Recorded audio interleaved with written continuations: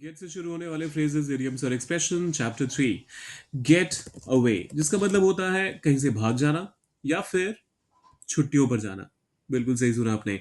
छुट्टियों पर जाने के लिए भी आप गेट वे का इस्तेमाल करते हैं। सॉरी, गेट वे का इस्तेमाल करते हैं। फिर आते हैं ये तीनों एग्जाम्पल्स। इनको फटाफट से करते हैं ट्रांसलेट, देखते हैं इनको आप इंग्लिश में कैसे कहेंगे। चोर भीड़ में से भाग गया। सो द थीफ एक खास चोर होगा।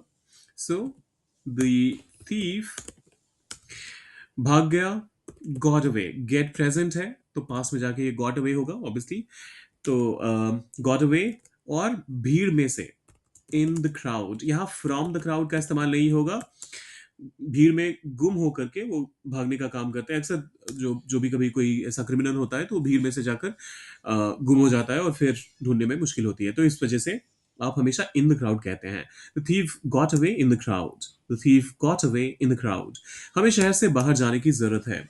वी नीड टू, हमें जरूरत है तो आप नीड टू से शुरुआत करेंगे।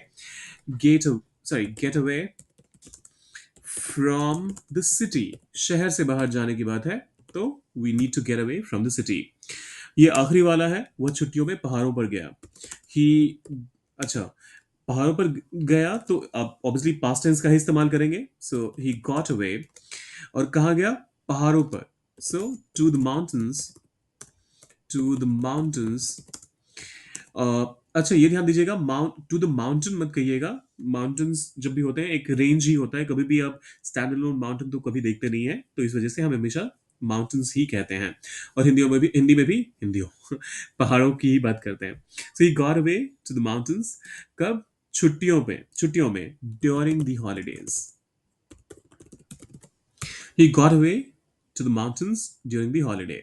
ये थे मेरे एग्जाम्पल्स। अब आपको एक एग्जाम्पल बनाना है, डालना उसे कमेंट बॉक्स में, और सब्सक्राइब, लाइक और शेयर, ये तीन चीजें तो मैं कहता हूँ आपसे। कमेंट तो करना ही है, बाकी लाइक करने में क्या जाता है, फ्री आपके लिए भी और मेरे लिए भी। सब्सक्राइब कुछ नहीं लगता, बस वो टैप करना है, इन दोनों पे एक एक बार टैप कर दो फटाफट से जाने से पहले। और मिलते हैं जल्दी।